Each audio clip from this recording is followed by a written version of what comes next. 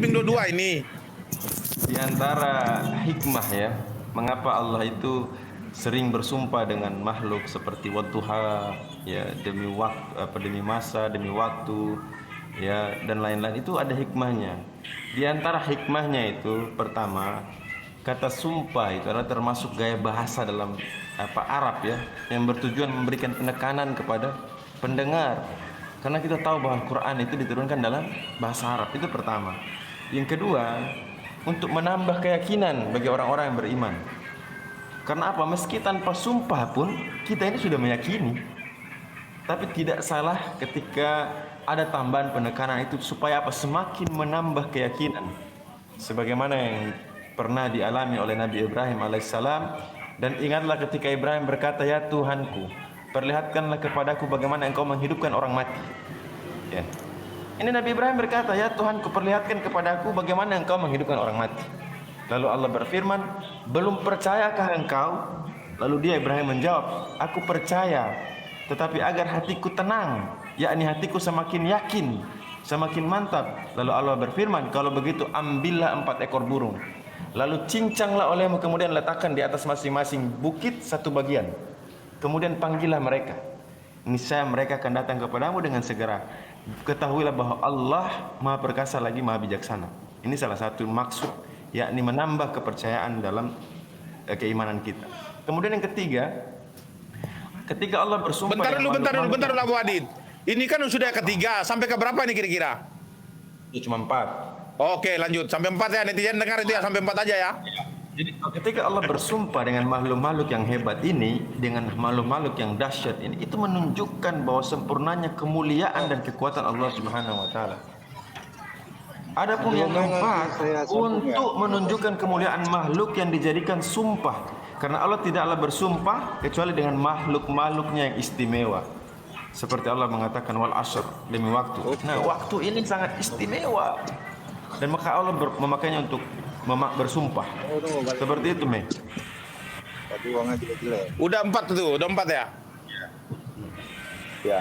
Jadi begini loh, kalau kamu bilang demi waktu tadi itu sebenarnya lagunya Ungu. Lagu Ungu ada demi waktu. Bentar. Iya, jangan kelawak. Bukan. Ungu itu mengambil dari situ. Bentar Bang, abang ini lama-lama kayak Indra Mose jadinya, Abu Hadid ini. Lama-lama kayak Indra Mose. Boleh sedikit Meme Bos, saya tambahin Meme Bos, sebentar aja ya. Kamu tahu nggak artinya bersumpah itu apa sebenarnya? Oke. Sekarang aku nggak tahu ya, aku nggak tahu, kamu jelaskan coba kamu jelaskan, aku nggak tahu arti sumpah ya, coba jelaskan. Sumpah itu adalah sebuah jaminan Meme Bos. Silakan. Jadi dikatakan bersumpah itu manusia juga membuat jaminan rumahnya untuk mengutang, untuk membuat satu usaha pinjaman. Ada Meme Bos, cuma kamu nggak paham aja kaitannya. Nah, arti sumpah ini kan kamu bilang tadi jaminan. Allah bersumpah itu ke atas. Jadi Allah bersumpah atas buah tin segala macam itu, karena itu milik dia yang dijaminkan kepada manusia.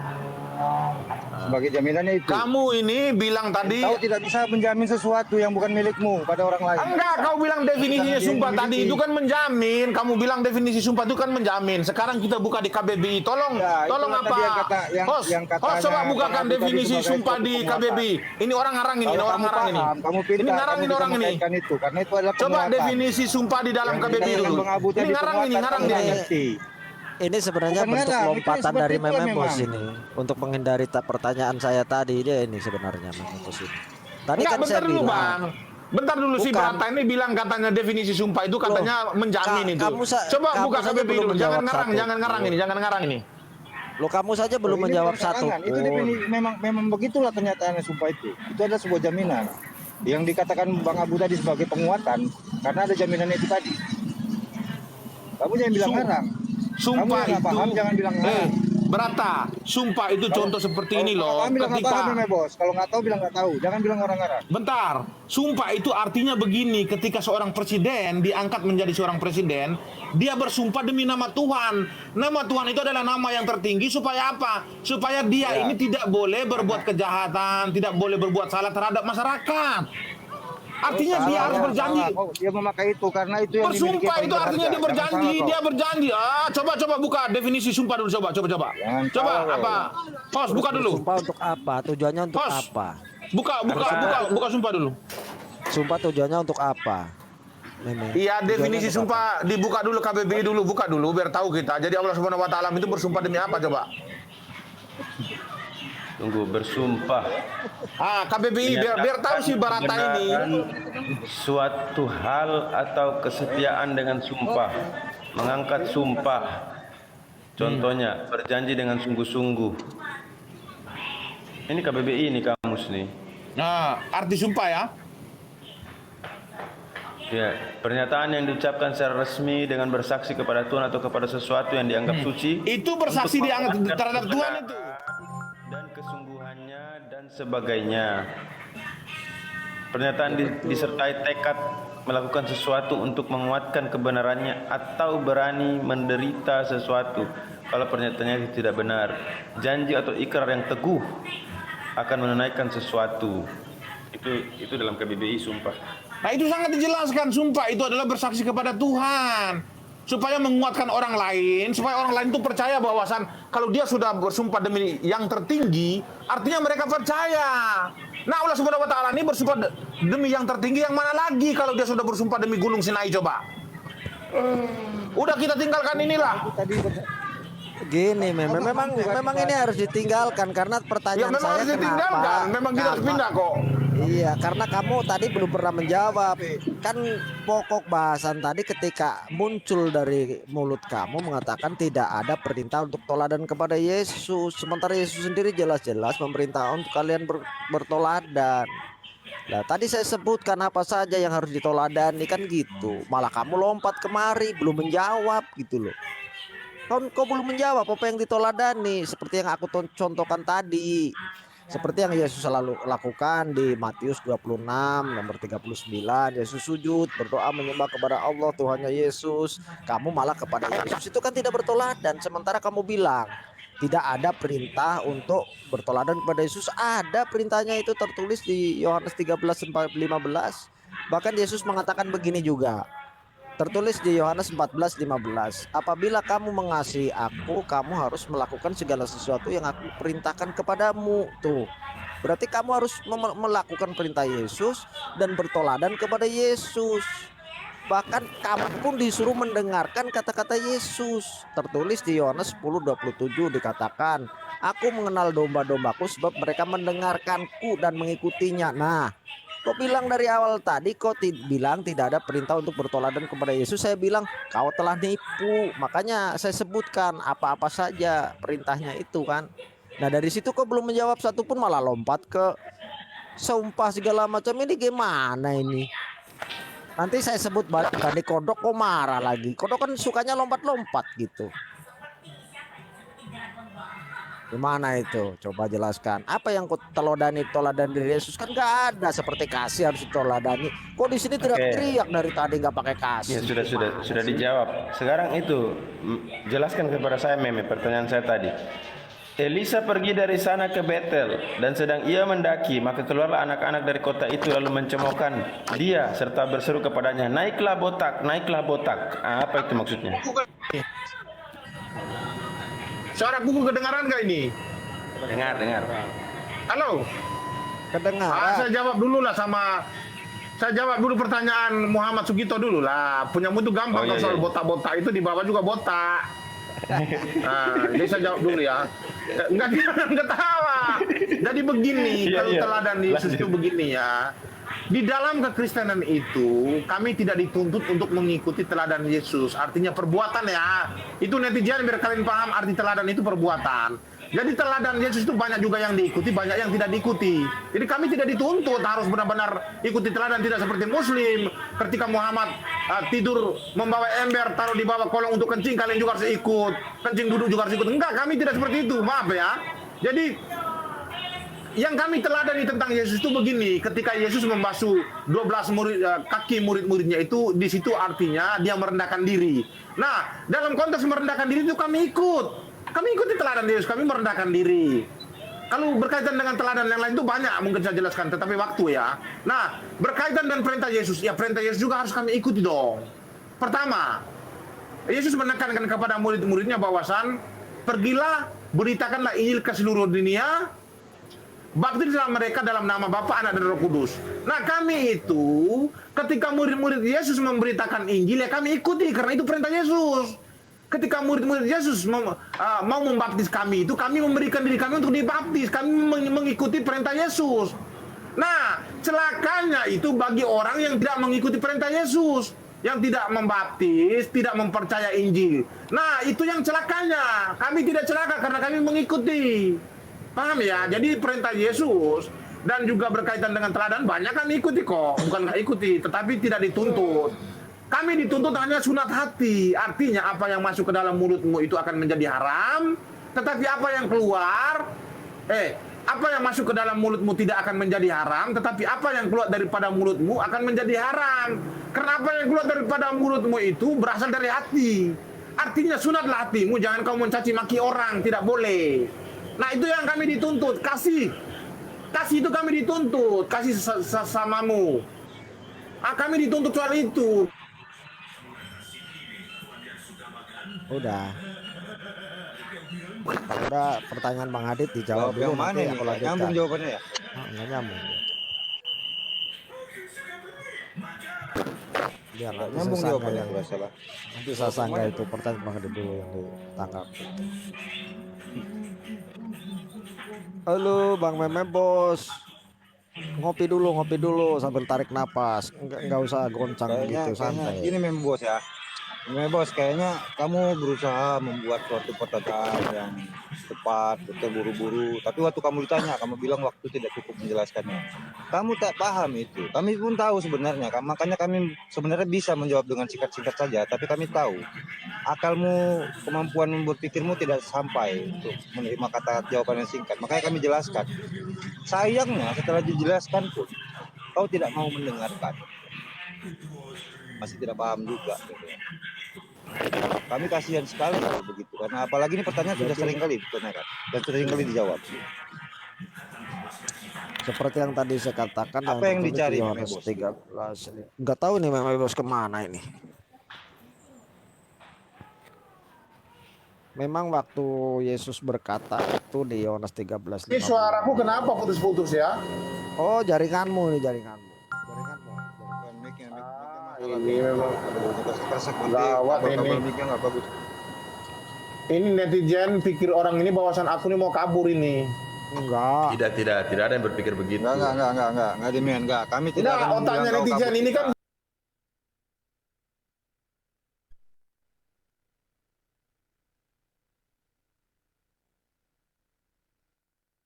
itu aja nggak kabur kau. Bang, saya ini kan sambil nggak boleh lari sambil marah-marah sama dialog, netizen. jadi wajar dong. Saya kan sambil Ya, lari tapi sambil jangan dialog, marah-marah jadi sama wajar netizen. dong. Akal saya kurang.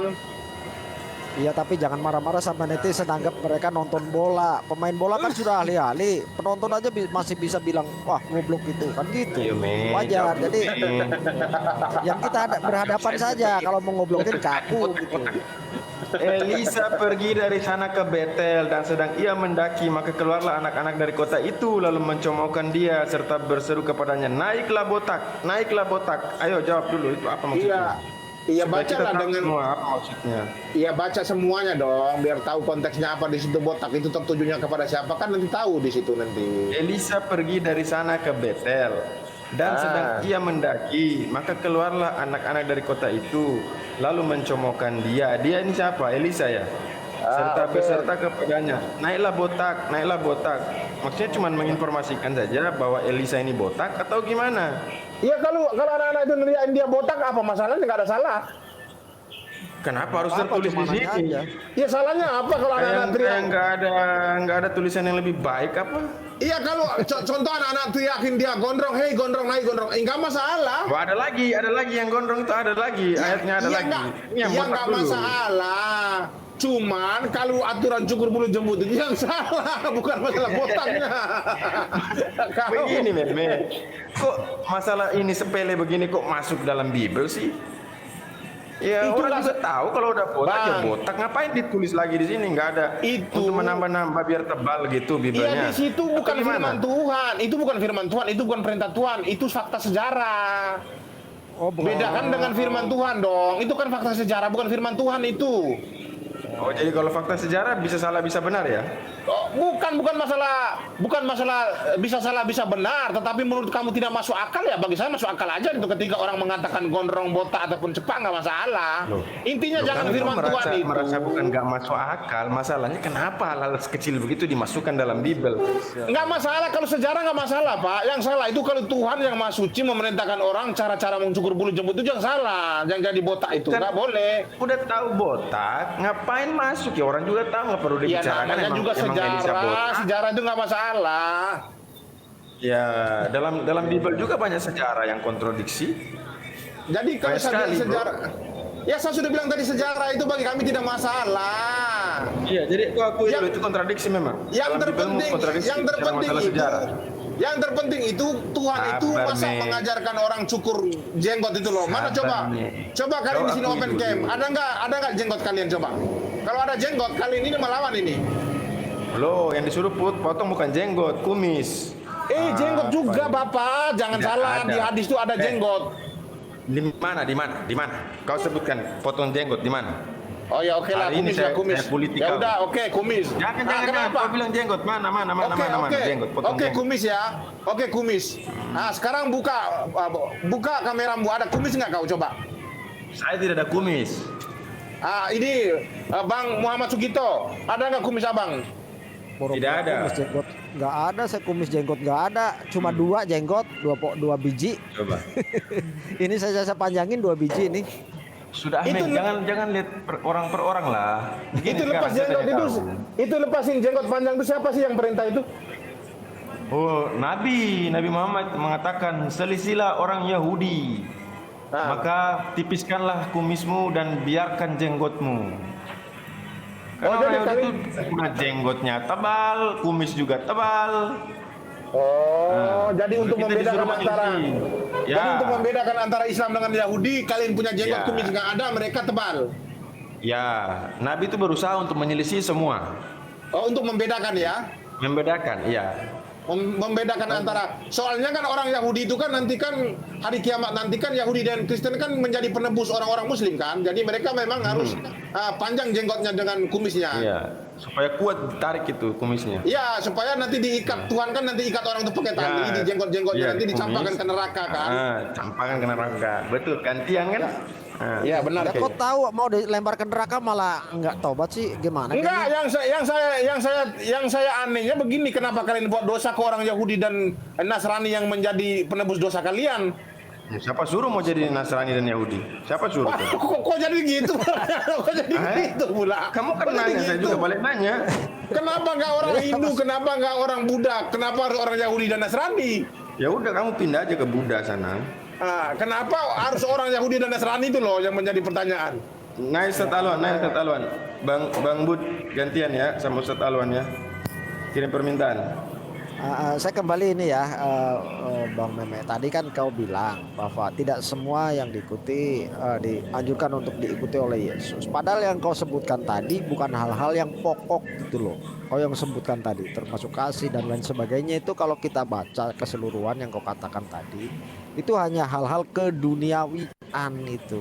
Sementara yang krusial tentang beribadah, seperti disebutkan oleh Yesus tadi, kau tidak ikuti. Padahal Yesus sendiri berkata di Yohanes 10. Waalaikumsalam warahmatullahi wabarakatuh. Padahal Yesus sendiri berkata di Yohanes 10 Waalaikumsalam warahmatullahi bahwa aku mengenal domba-dombaku sebab mereka mendengarkan suaraku. Nah, ketika kau tidak mendengarkan kata-kata Yesus untuk beribadah kepada Tuhan yang Yesus tunjuk, artinya kau sudah melanggar itu. Kau sudah tidak mengikuti. Iya, kalau masalah tunggu dulu sabar.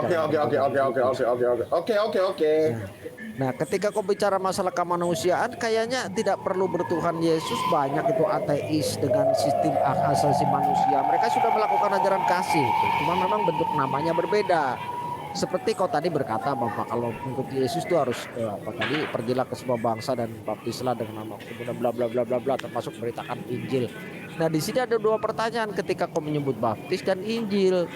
Baptis yang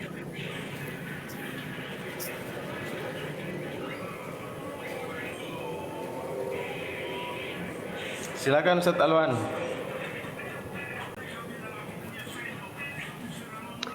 Iya, tadi tanggapi yang masalah hadis yang dari Abu Musa itu kan, Abu Musa al-Asy'ari, bahwa pada hari kiamat nanti akan biasa diartikan akan orang Yahudi dan Nasara akan jadi tebusan bagi orang Muslim. Itu sebenarnya harus, itu kan hadis dalam Sahih Bukhari ya. Lalu ada juga yang di Sahih Bukhari, Sahih Muslim apa Sahih Bukhari itu. Yang tadi itu kan di Sahih Muslim. Terus ada yang di Sahih Bukhari itu dijelaskan juga kaitan dengan hadis itu, bahwa bukan berarti tempat itu yang Muslim harusnya masuk neraka lantas diganti Yahudi digantikan di tempatnya, tidak. Jadi dalam penjelasan hadis itu dikatakan bahwasanya pada hakikatnya orang-orang kafir, orang-orang yang tidak orang-orang ingkar itu akan masuk ke dalam neraka, dan orang-orang yang tidak ingkar itu akan masuk ke dalam surga. Nah, ketika misalnya orang Muslim ini diangkat, diselamatkan daripada surga neraka, maka otomatis bagian neraka itu tidak bisa kosong, maka diisilah di situ orang-orang yang ingkar. Sebenarnya di hadis yang lain itu menyebutkan ingkar, tapi ada juga di dalam riwayat yang lain mengatakan al-Yahud wan Nasara, orang Yahudi dan Nasara. Jadi jangan dimaknai bahwa orang Yahudi dan Nasara tidak ada kesalahannya tiba-tiba dimasukkan ke dalam neraka hanya gara-gara mereka Yahudi dan Nasara. Tidak, justru karena mereka kufur, ingkar, maka dan Muslim ini beriman, maka yang Muslim ini selamat daripada neraka, dan yang kafir ini menempati neraka. Itulah dikatakan pengganti. Jadi ada dua hadis di situ. Memang teman-teman kita Kristen dia tidak dapat hadis yang satunya, sehingga tidak mengartikan itu sesuai konteksnya. Makanya dalam hadis itu Pak namanya Pak siapa ya? Meme. Pak Meme. Ya, Meme itu biasa itu di dalam hadis itu disebutkan gini istilahnya, wa fi riwayatin, dan dalam riwayat lain. Nah, itu dalam riwayat lain itu supaya apa? Karena hadis itu kadang-kadang tidak cuma di satu riwayat, dia ada di beberapa riwayat. Itu kadang mesti dikumpulkan semua baru kita pahami maksudnya. Nah, gitu. Jadi jangan disangka penebusan itu berarti seperti orang tidak bersalah, seperti Yesus yang tidak bersalah menebus para preman-preman gitu loh. Ya jangan, nggak seperti itu maknanya. Udah belum? Kalau udah bilang udah. Iya, udah. Kau udah menunjukkan kepintaranmu di sini, jadi sekarang saya juga menunjukkan kepintaran saya ya. Setuju ya? Ya tidak harus menunjukkan kepintaran. Kita diskusi relax saja, diskusi santai. Giliran saya Ustaz Awan, jangan kau motong lagi Ustaz Awan ini. Tidak. Memang silakan. Yang pintar, yang cerdas.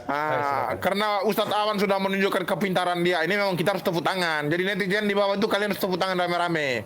Nah, sekarang begini ya. Kamu bilang hanya orang Muslim yang beriman dan orang Nasrani ataupun orang Yahudi itu tidak beriman. Iya, kalian kan beriman kepada Tuhan kalian, Allah Subhanahu wa taala. Kan kami tidak kenal Allah Subhanahu wa taala, bagaimana mungkin kami beriman? Kami orang Kristen itu hanya mengenal kepada Tuhan para nabi. Jadi kami hanya kami kenal itu Tuhannya para nabi. Aduh, apa iya? putus lagi jaringannya. Kok hilang suaranya? Iya, jaringannya Hilang putus suaranya, lagi. jangan sekali Meme Bos. Jadi kayaknya aku mau jawab nanti kau bilang motong. Udah ada. Suara kau hilang. Udah dengar nih? Yang betul lah Meme Bos. Ya. Terus. Udah. Lanjut. Udah. Nah, saya ulangi lagi ya. Ulang. Ya, Ustadz Awan tadi sudah menunjukkan kepintaran dia, bahwasan hanya orang Muslim itu yang beriman, orang Nasrani dan Yahudi tidak beriman. Iya, orang Muslim itu beriman kepada Tuhan kalian, Allah Subhanahu wa taala.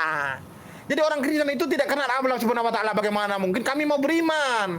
Kami orang Kristen itu hanya mau menyembah kepada Tuhannya para nabi, itu Tuhan Abraham, Ishak dan Yakub, Tuhan orang Israel, Tuhan orang Yahudi. Nah, itulah Tuhan kami, Tuhan para nabi.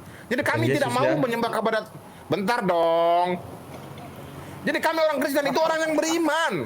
Kami orang Kristen itu orang yang beriman kepada Tuhannya para nabi, yaitu Tuhannya Abraham, Ishak dan Yakub, Tuhannya orang Israel, orang Yahudi, dan Tuhan itu Tuhan kami. Jadi kami tidak beriman kepada Allah Subhanahu wa taala. Jadi kalau kalian berkata kalian beriman, ya iman sama Tuhan kalian dong. Jangan campur adukan Tuhan kalian dengan Tuhannya para nabi, Tuhan yang kami sembah. Enggak, kalian punya Tuhan sendiri kok. Tuhan pemilik negeri Mekah.